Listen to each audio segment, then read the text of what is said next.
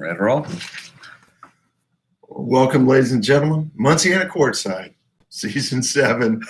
I thought this idea was going to last about 2 minutes. It's now 7 years old. Season 7, Episode 1. Maybe the most unique year we've ever done this, but let's get it going without further ado. Mike Lingenfelter, Randall Gardner, and here we go. Hopefully we don't have any technical difficulties or anything like that. We got a few people already making comments on the opening day. But what it is this year is for the 7th season, we thought we'd do something out of the norm. And YouTube Live, we'll be able to do this. You guys will be able to replay it later in the week and kind of roll through it. So we'll kind of go that route. And then also as the show's going on, you guys can make comments on the side and really kind of give your thoughts on things, and we will answer some questions as we go on. And JR, I am not Amish, just growing the beard out. But I do like the thought that Randy did throw out there that every 7 years we'll upgrade the show, and you guys got something to look forward to. But let's get it going, man. All right, so 2020 opening day was last Saturday. Newcastle and Center Grove played. Yeah, it was a quick one. Well, it's a quick one for a couple of reasons. Newcastle's still very good. I mean, they're a little raw at the setter position, still trying to figure that out a little bit. But you got 3 of the best players in the state of Indiana on that team, probably 5 Division I kids on that team. So I think that team is loaded. The other issue is that Katie Eganoff, who's one of the best players in the state, did not play in that match. She was quarantined by mistake. It's we can talk COVID till the cows come home. But quarantine by mistake is a crappy way to go through it. But without Eganoff, no chance. Yeah. Then we had HSE and McCutcheon. Seemed like McCutcheon had a kind of a one-man show. Chacon. And they ended up taking a set. So they went 4 with HSE early in the season. So a good note to start the season. Well, HSE we're going to talk a lot about tonight and this year. Chacon, maybe the best player in the state of Indiana. Maybe. And she, from all counts, put on a show. But, it's going to be tough to get through HSC. They're so deep. They've got guys that aren't going to play a whole lot this year that would be stars, not starters, stars for other teams. Yep. Then you had Westfield and Lawrence North. They went 5. Kinsey Daphne and the crew ended up pulling off a win finally at home in 5. Big year for Mackenzie. She's got to have a big year heading into IU next year. And, a great kickoff for her. Westfield's a team that has been on the verge for a couple years, and maybe this is it. Maybe this is the year, but that's a good first win. Yep. And then the other game we talked about on Saturday was Fishers and Carmel.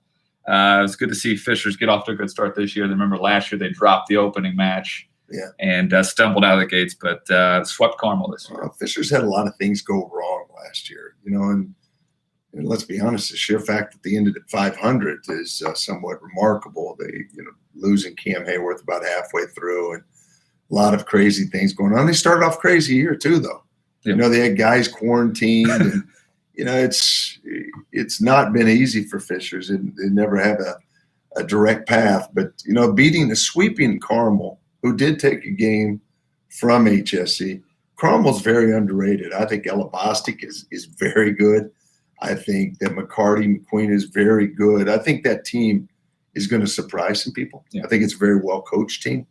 But for Fishers to come out and sweep them right away, I think that's awesome. Yep. Monday nights, we had HSC and Carmel. We just talked about HSC 1-4. One of the surprises I'd heard from Bostic was the Evans kid. Was supposed to be a JV kid, had to miss that first game. So she ended up playing, and she's been playing all the way around. So it's nice. She's a very good player. I think that,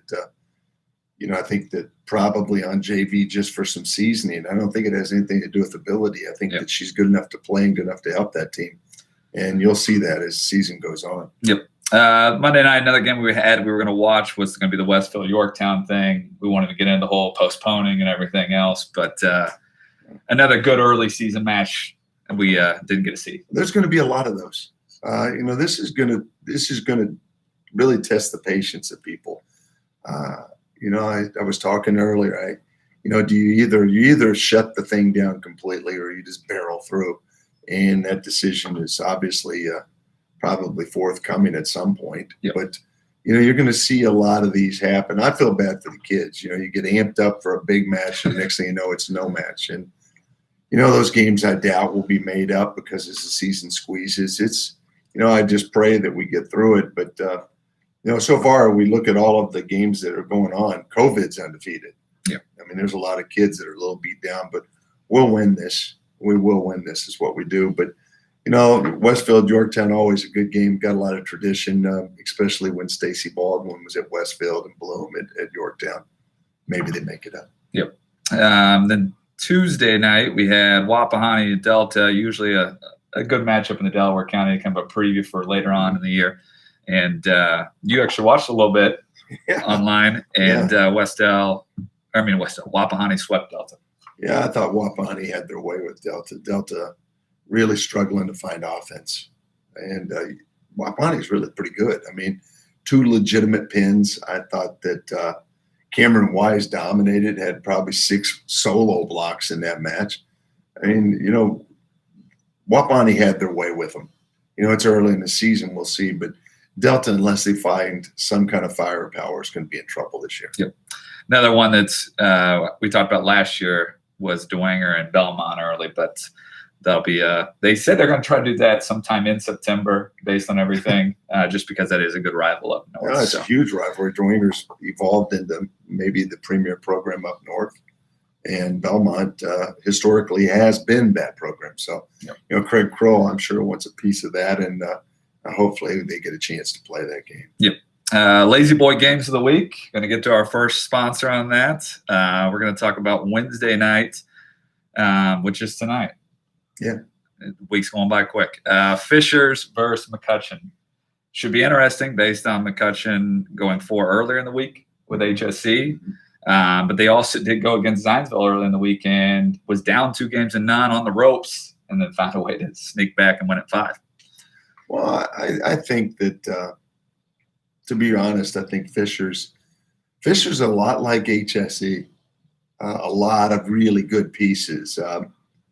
As good a setter as there is in the area, and Cam Hayworth, Jada Allen. I mean, they're loaded. Vickers, Christensen, all the way down. Yep. I mean, that team is athletically as loaded as anybody in the state. Them and HSE. McCutcheon's Chacon. I like Fishers in that game. I think Fishers is a better team, but I think that McCutcheon's going to beat some people this year based on the star element. Yep, I would agree.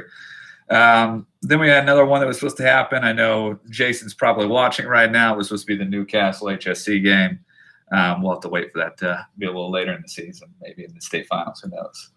That could be a state final, and maybe that's why we're missing this one. Now, that game was scheduled for tonight and isn't going to occur. And like I said, you're going to see this all season long, and people are just going to have to bear with it. And it is what it is. But, my hope is that we get to a point where we can move past some of this and get those games in. But that would have been a state championship preview. Yep. Talking about Saturday, a few things. Yorktown, Avon, some other games were supposed to happen. Not going to happen since Yorktown's out till September. But the one thing that is going to be going on that I'm pretty excited about is the Carmel Invite. Carmel Invite's got Brebeuf, it's got Fishers, Carmel, Warsaw, and some other teams as well. Yeah. But that'll be a good matchup. Brebeuf is got some age to them finally. They were really young last year. Got a couple of kids that are up and coming. You're going to see Carmel and Fishers do battle. And some up-and-coming coaches. And, yep. Brebeuf last year showed that a first-year coach could do some damage. And, I've talked about Carmel, I'm always impressed with the coaching that goes on there. I think that you're going to see that'll be a great event, not only for a lot of good young players, but a lot of good young coaches. And so that should be a fun one. Yep. Then we got next Monday, we got Chittard and Fishers. Last year, that was a pretty good little game. I remember I went to that game, went back and forth. And but this year, I think maybe too much Fishers because Chittard did lose. Kid, what's her name? DS went to Dayton. Those guys. No, Fisher's too much at the net for almost everybody except for HSE. Yep.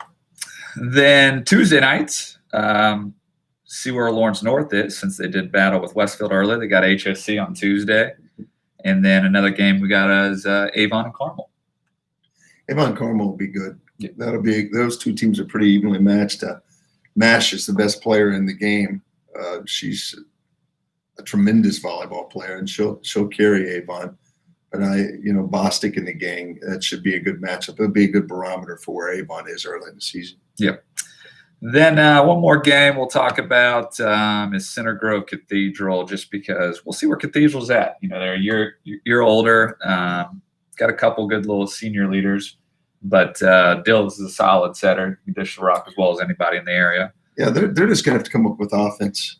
They're like I was talking earlier, Delta, and very similar. Delta's got a great setter.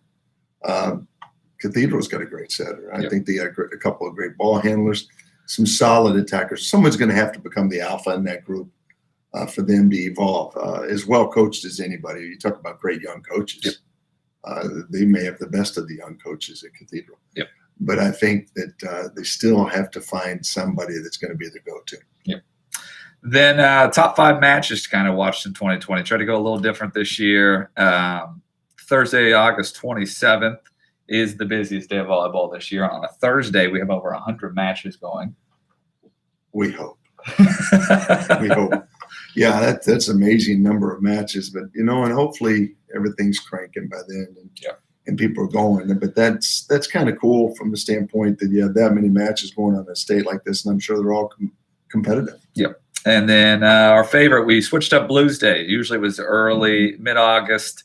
But I looked and saw September 1st, a ton of matches. Yeah. New Albany versus Providence, Seymour versus Floyd Central, Yorktown versus Wapahani, Carroll versus Bishop Lures, Center Grove versus Carmel, Roncalli versus Cathedral, Lagodi versus Trinity Lutheran. I like the Wapahani Yorktown game there. I like Lagodi Trinity Lutheran. Yep. Trinity Lutheran, Lagodi, small schools, always in the hunt. Wapahani and Yorktown has become kind of the premier act in this county. I like both of those games. That'd be a fun match. Yep. One they always have on our calendar marked. Let us know if it's wrong. September 10th, Mud Sock. It's always a good one. Fishers versus HSE. It'll be interesting to see where that goes at that point. Well, we're going to have Jason Young on a little bit later to discuss. I don't think he'll get into Mud Sock too much. I'd like to hear about his team, but that should be a war. That's always a great match. So, the only thing about it that this year, depending on what the changes are, if the governor makes any changes, that game is usually the most raucous game of the year in regards to crowd noise. And that could be eerie to be in that place with a handful of fans. Yep. We'll see, but it's still going to be a great match. Yeah. Last year, Fishers had the 2-1 lead, had the late game in game 4. I thought they were going to end it. Coaching. And Jason got it done. But next one we got September 15th. Reason why I wrote it down, it was if you ask me, I thought it was the best game from everything I hear. It was a sectional final, Yorktown and Newcastle. That could be a really interesting game again this year. We'll get to our predictions later. If we keep rolling, yeah, it could be. I think that Yorktown, I could argue Yorktown's the best team in the state. I could do that right now, and I could argue it, and I could argue it well. I could argue that Newcastle's the best team in the state, and because of firepower. Yorktown and Newcastle could not be more different than they are right now. One, it's like lightning and a lightning bug. I mean, it's very similar from the standpoint that it's volleyball, but after that, it's all totally different. You look at Yorktown as the premier ball handling team in the state. Newcastle could be the most dominant net team in the state, them in HSE. Yep. Also, don't forget to give us some questions you want us to talk about. We're going to do one more game, then we'll hit up a couple of questions. The last one I wrote down, pick a Saturday tournament. There's plenty of good Saturdays out there. August 22nd, we just talked about the Carmel invite. August 5th is the Avon invite. I'm not sure. I haven't figured out who's going to that yet. I have not found out if people are traveling from out of town, like Assumption and different things like that. Assumption will not be there. I was not sure if they were or weren't. Then September 26th is always a Cathedral invite. Usually has all the indie guys, a couple of guys like New Albany and some of those guys from the South. So plenty of good volleyball to go watch on Saturdays. And if you got one in your hometown, go watch it. Oh yeah, I like the Coach K Classic in that one. That's one of my favorite tournaments year in and year out. And it's very evenly matched. It's good volleyball. Yep. Good volleyball. All right. Got questions for me? Let's see. We got one. Who do you think is a sleeper player that you've seen so far? Sleeper player? Yeah. Looking back at the questions as you go through it. So I think there's a couple of sleeper players. I think Vickers at Fishers could be a sleeper. I think she's very, very good. I think that she's one that could sneak up on folks, because there's so many other stars around her. I like her. I like a couple of kids at Cathedral. I think Lucy is probably, she could be as good as anybody. Dills could be a sleeper. Seaman at Brebeuf could be a sleeper. There's some kids out there that could be really could sneak up on you.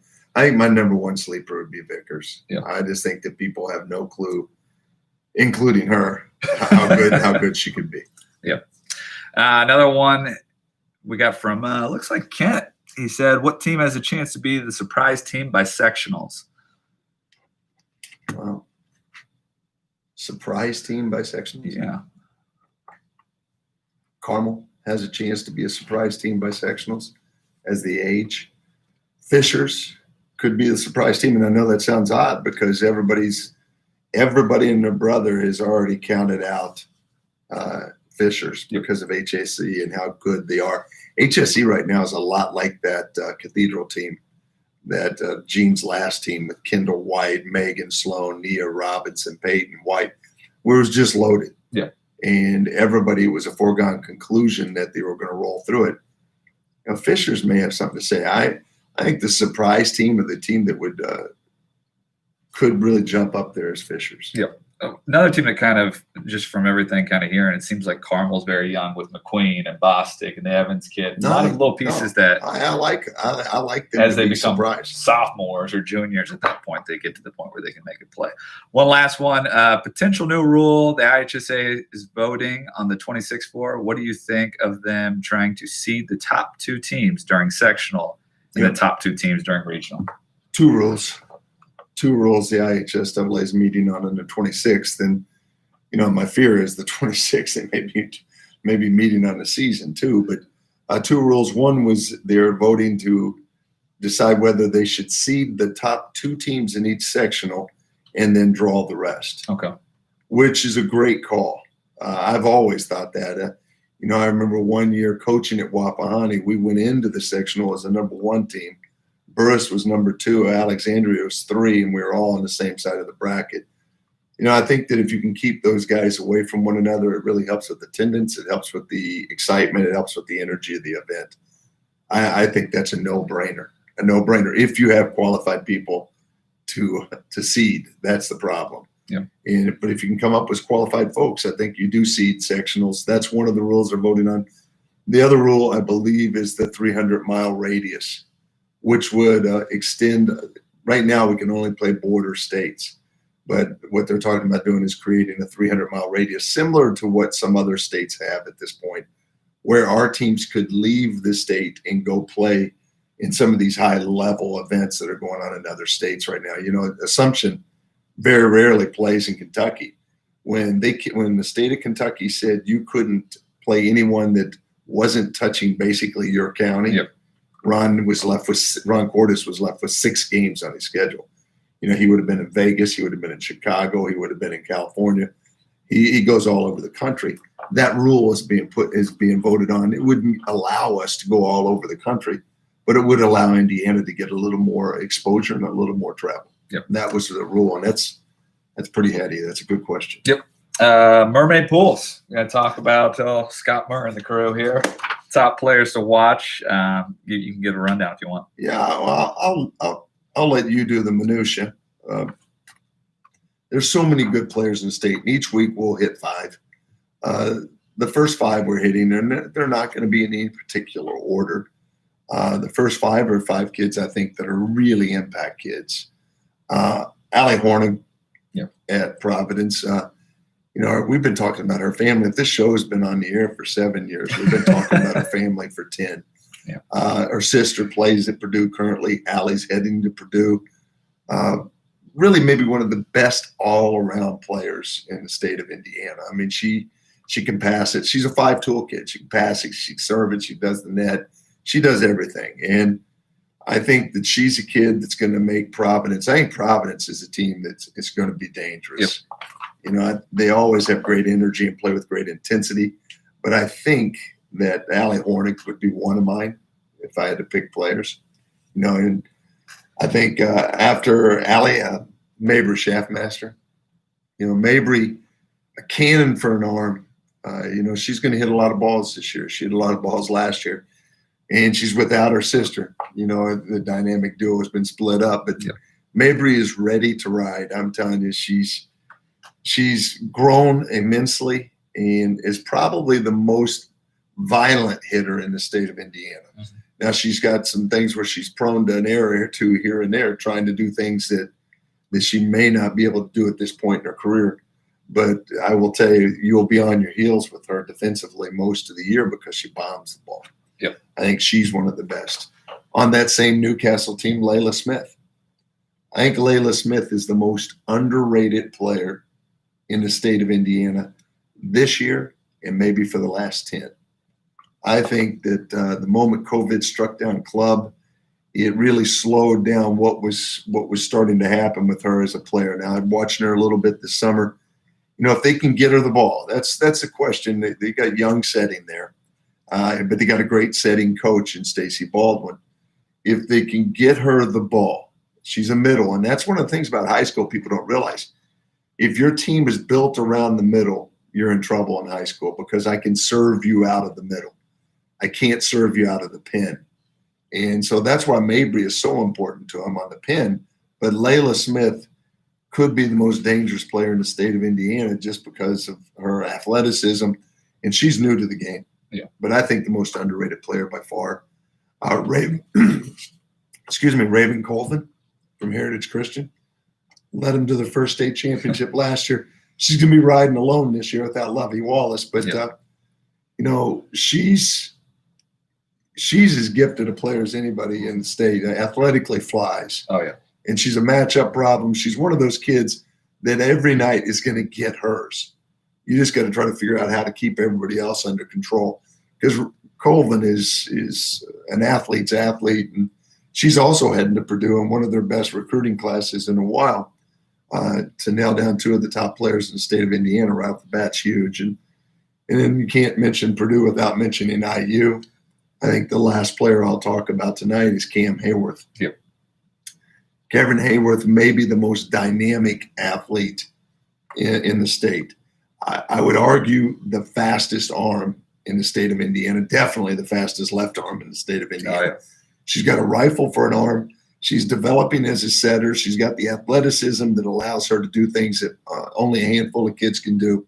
She's a little smallish, but she makes up with a great heart and a big bounce. Yep. She flies. Yep. And that group of five, I will tell you, is as diverse as we've ever had to open this year. I think the other neat thing about what we're doing, and there's some people out there doing great things, like Prep Dig puts out great lists, and Prep Volleyball's always put out lists. There are more great players getting recognized and more great players evolving in the state of Indiana right now than ever before. These five are only the tip of the iceberg. We're going to be able to go 50, 60, 70 deep by the end of this year. We can start talking about juniors and sophomores as these. Oh, yeah. No, this thing's going to blow up, and it's a great time to be in Indiana volleyball other than stinking COVID. Yeah. And like you're talking about, Allie heading to Purdue, almost 400 kills last year, 37 blocks, 266 digs, 22 aces.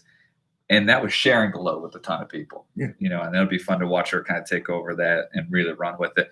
You're talking about Mabry, almost 700 kills on the season last year. And that's ridiculous. Yeah. And then you're talking 120 aces as well. I mean, you're talking almost 900 points right there just from her arm. And then 39 blocks, 228 digs. Layla, 340 kills. And like you talked about, what the thing is she's just way above everybody. And 54 blocks. Crazy. Then Raven, like you said, just a freak athlete. 399 kills, just below that 400. 50 aces, 128 blocks, 51 digs. And then Cam, you talked about. Keep in mind, Cam's stats were very, very low because her last game, I think, was Mudsock last year. So it was first week of September.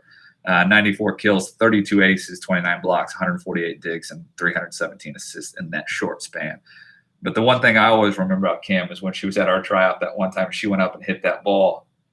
And Mel Shaftmaster right that just looked and let somebody go in front of her. She said, "I can't follow that." She can snap it off. She's going to be a great player. But it's a deep group. Yes. This is 5. There's 60 more to come. Yep.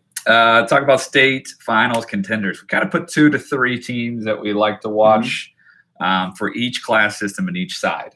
Okay. So we'll talk about 1A North. The team that I really like is Pioneer, and I know that's going to upset my wife if she's watching, but Pioneer, was up 2 games to none and was rolling, and then they ended up losing to Morgan Township. That kid took it over, and it made it very interesting after that. Cowan's big thing is going to be life after Martina, I think. But I think that it's 1A, and coaching really matters an awful lot there because, players are in and out. You got less players to pick from, for one. Yeah. But it's Cowan has still got Grace Conway, still got Harrington, still got a solid setting. I think Cowan's going to be just fine for 1A. I think Pioneer's still got Rod Nice, and he's one of the best coaches in the area. I like both of those teams. I think both those teams will be in the hunt. I think both of those teams will probably be playing into the last couple of weeks of the season. Yeah. 1A South. Couple teams. Same 2 teams. Yeah, same as last year. We talk about Trinity Lutheran, Lagodi, always 2 of the best down there. Trinity Lutheran brings back everybody from last year. No, they're very good. So they're going to be. From a 1A standpoint, small school standpoint, those 2 teams have as deep a tradition as anybody. Lagodi in particular. Lagodi's been good forever. Lagodi, Trinity Lutheran. That's why I said I think that would be a great of a match to watch. I think those 2 teams will square off to see who goes to the state championship. Yep. The winner of that match in November is going to be the team that goes to state championship. Yep. One of those 2 teams is in. 2A North, your always favorite, Wapahani. And I put Andrean because the reason why I like them, they had about 15 losses last year, but they played a ridiculous amount of 3A and 4A schools, like you talked about, like what Wapahani did in the past, and lost the majority of them. But you got to lose maybe 10 games, but it might make a deep run. And Drain, crazy athletic, always crazy athletic. I think they play a tough schedule. They play all big schools, and that's what they have to do. In their area of the state. Wapahani's good. Bowden's a solid setter. Cook and Summers are gonna be solid on the pins. Cam Wise is a very good middle. They've got to develop a second middle. They've got to develop a little more right side attack. Yep. Ball handling's got to shore up a little, even though Reese Baker is really good. I like Wapahani's chances to get back to the state championship. Yep. 2A South, Heritage Christian. We talked about them already. And then Bar Reeve. Bar Reeve was they had a really good battle in that semi-state last year. Bar Reeve is always, they're like Lagodi. They're kind of like Burris of old. They're always going to be in the picture. Heritage Christian, the biggest question I have about them, they got a great kid on the pin. Phillips, good ball player. Colvin is arguably the best player in the state. A phenomenal athlete, a matchup nightmare, a kid you can't control. Snyder is a great little setter who she has the will to win, but also knows how to, which is critical. My biggest concern with those guys has been Lovey Wallace leaving. When you lose a first-team All-State type of kid in the middle of the court, that hurts. And a kid who is AAU MVP or All-American, that hurts a little. But I still have faith in Heritage Christian with Snyder in the game. 3A North, Fort Wayne, Duane here. Do they finally get there? Every year they lose, but they lose in 5, 15, 13, 16, 14. Well, Newcastle's been their Achilles heel when they had a couple of really good teams, and Newcastle was in the way. And the surprising team last year was Belmont. They still get McMahon back and some of those guys. They add Lawson as a good young freshman. I think Lawson's going to be as good as any freshman in the state of Indiana. I think McMahon may be, in her age group, she may be the top libero in the state of Indiana in her age group. She's very, very good. And Craig Krause is a gifted coach. It'll be interesting to see what happens between Dwenger and Belmont. I think they're, like I said, it's another one of those matches that got canceled. If they don't make that up and the only time they play is down the stretch, that could be a lot of fun. Yep. Then we'll talk about 3A South. Brownstown Central finally chalked up that first state championship. Evansville Memorial was right on their toes last year in the semi-state. Toes or heels? Heels, whatever. You got it. Just checking. Both are going to be really good, though. Most return most of their players. I think one big-time player left, Evansville. Brownstown Central is going to be really good. Yeah. And they've now got over that hump. Sometimes learning to win is the hardest thing you can do because you have to win to learn. And I think those guys finally getting through. It's one thing to want to win a state championship. It's another thing having won one and knowing what it tastes like. It really drives you. I think that Brownstown Central team's going to be awful good. Yep. Talking about 4A North, we put 3 teams on there. Mm-hmm. We talked about McCutcheon. I mean, depending on where Chacon's arm is at that point in October, November. Yeah. And then here's my thing. HSE with Coach Jay and Fishers. Is the Coach J kind of a Coach K thing? 100%. All right. See if he can win with that talent. And I don't know. Fishers, I was a big fan of him last year. You were. You called him to win the state. I know. I'm telling you right now. I still think they're one of the deepest teams. I think they have a shot still. No pressure for Jason. Just throwing it out there. Those were the 3 we kind of wrote down. Who do you like better, Fishers or HSE? Right now, I have to say HSE, but I've got to see Fisher's ball control. If Fisher's ball control is good, watch out. Okay. The old lefty might get him. All right. I like all 3 of those teams. HSE and Fishers are loaded for days, probably the deepest clubs in the state, and McCutcheon has maybe the best player in the state. So I'm good with all 3 of those. Yeah. And then 4A South, Newcastle, Yorktown. And the team that has really been quiet so far over the last year or so has been Providence. Mm-hmm. Because they've kind of taken the back seat a little bit to the Yorktown and Newcastle battle. But it'd be interesting. 3 phenomenal coaches, 3 phenomenal programs. Great history in all of those. You look at Newcastle and Yorktown have pretty much ran the route the last couple of years, state championship-wise. And the only reason that some of Yorktown didn't get more is Newcastle and vice versa. Providence, a little up and down, kind of run into a couple of snags here and there. Parika is as good a coach as there is. And Horning's, like I said, maybe the best all-around player in the state of Indiana. Definitely one of the best all-around seniors in the state of Indiana. All 3 of those teams can get it done. You got to honor Newcastle as the best team until they get beat. And I think that the setting's going to be the issue there. Yorktown is really going to be about setting as well and developing a little bit of offensive firepower. And Providence is the most game-ready team of the 3 right now. And so keep that in mind. So, yeah. Well, the next part we're going to get to is the news segment, if you wanted to talk about it a little bit.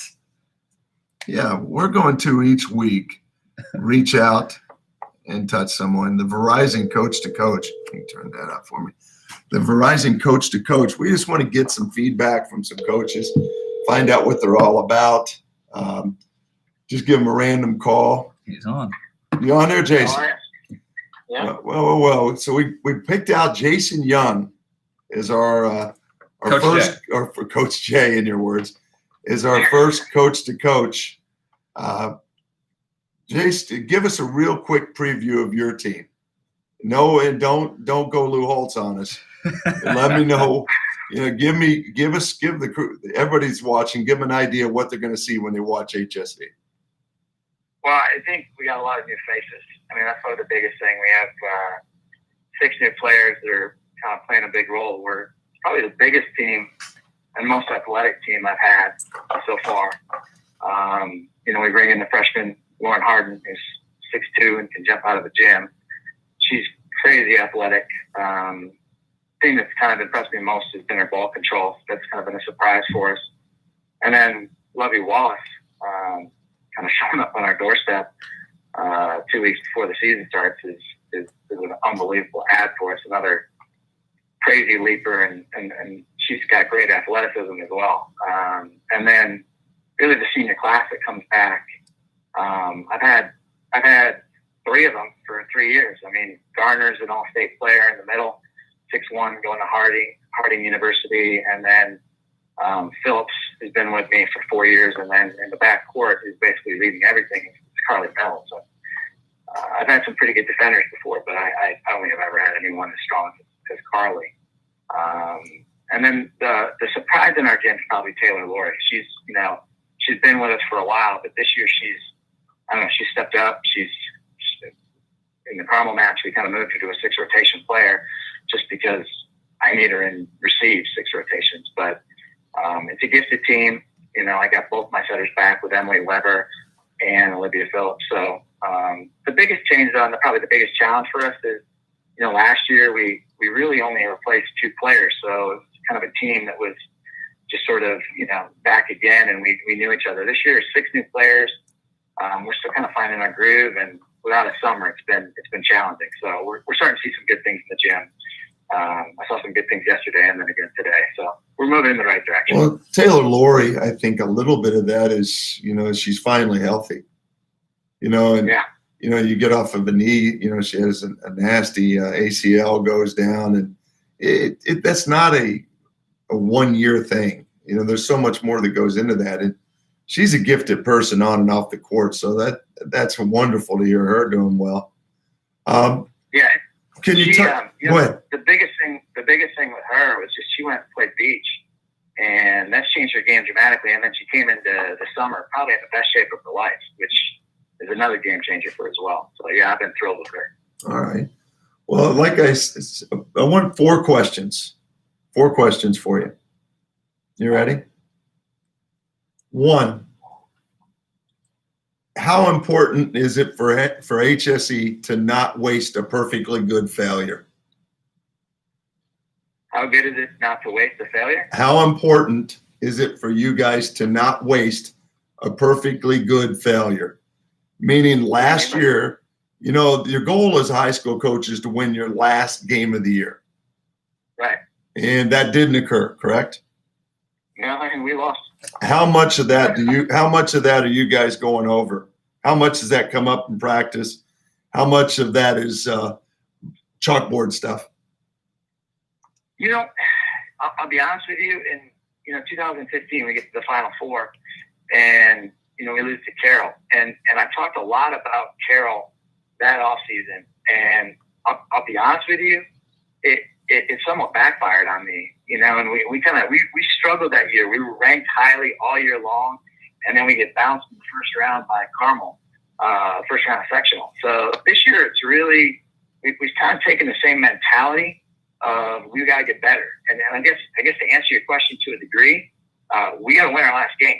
I guess that's how we get better. Is we've got to be better than we were last year, and we've got to win our last game. But I think we're also painfully aware of what's going on in the world right now.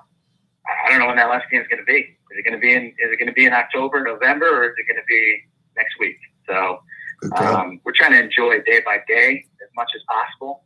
And as I told my seniors, that's what's painful.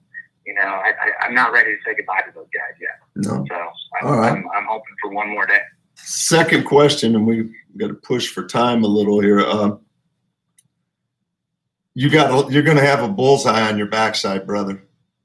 In fact, if you feel anything hitting you in your butt throughout the day, it's probably because there's a bullseye painted on everything you put on. How do you handle that? And how do you handle that kind of pressure? Because it can either make you or break you. Yeah, and we talk about that a lot. And the schedule that we have designed is really strong. So we talk about us being circled every single night. We got circled by McCutcheon. We got circled by Carmel. Obviously tonight, if we had the opportunity to play, we would have been circled by Newcastle, and we were certainly circling the state. But every time we step on the floor, I think everyone wants to take us out. All right. Last question for you, and I'll let you go so we can get to the top 10. Okay. Toughest task for you as a new dad? What threw you for a loop? What did you not expect as a new father? What's been the hardest thing you've had to do? And don't tell me waking up all night long. No. It's just it took me a really long time just to figure out how to. Like, she wouldn't even let me hold her for the first few months. I could hold her for about 5 minutes, and then she would scream. But I think the toughest thing is being scared all the time that you have this beautiful creature in your power, and you just I don't know. It's an awesome responsibility. It's the best gift I've ever been given. So I guess it's just the fear of the unknown, and just I think I bumped her head once, and I was like terrified I broke her. So well, that's a great answer, and it's kind of like what we're going through society wise right now. It's kind of what you're going to go through with your season. So maybe it all plays into one. Well, Jace, thanks for your time, buddy, and we'll talk to you soon. it. See you, man. Bye. All right. I was just looking back at some comments. We won't hit the questions. I just like some of the comments right here. We got a comment that Jason is in the hot seat for the Indiana State volleyball. I thought that was a good one. Talking about, is he going to run a 4-2? Is he going to run a 6-2? From what it sounds like, it's 5-1. A 5-1 now. And we had somebody come out and say Newcastle's a team to beat in 4A. That HSC and Fishers is going to need more ball control. Yeah. I just said that they're the team until someone beats them, they're the best team. That's how the year ended. Yep. Well, let's get it going, buddy. You got about 3 minutes to get this show going. GearMunciana.com, talking about the preseason rankings. We'll start from the bottom, work our way up. Number 10. My number 10 is Carmel. I really like the makeup of the team. The reason I have them at 10 is because they're extremely young. The reason I don't have them higher than 10 is because they're extremely young. But I think they're a team that could surprise. One of the guys asked earlier, who could be one of the surprise team? Maybe Carmel. Yep. All right, number 9. Dwenger. They've been prepping for this moment for a long time. I think that Dwenger is a team that is capable of being the pride of Fort Wayne, and I think they could challenge for a state title. Yep. Number 8, Isle North. Crown Point. They're always good. Yeah. They're always good. They're always athletic. They're always well coached. Big school. You can't have a top 10 to start the season without them in it. Yep.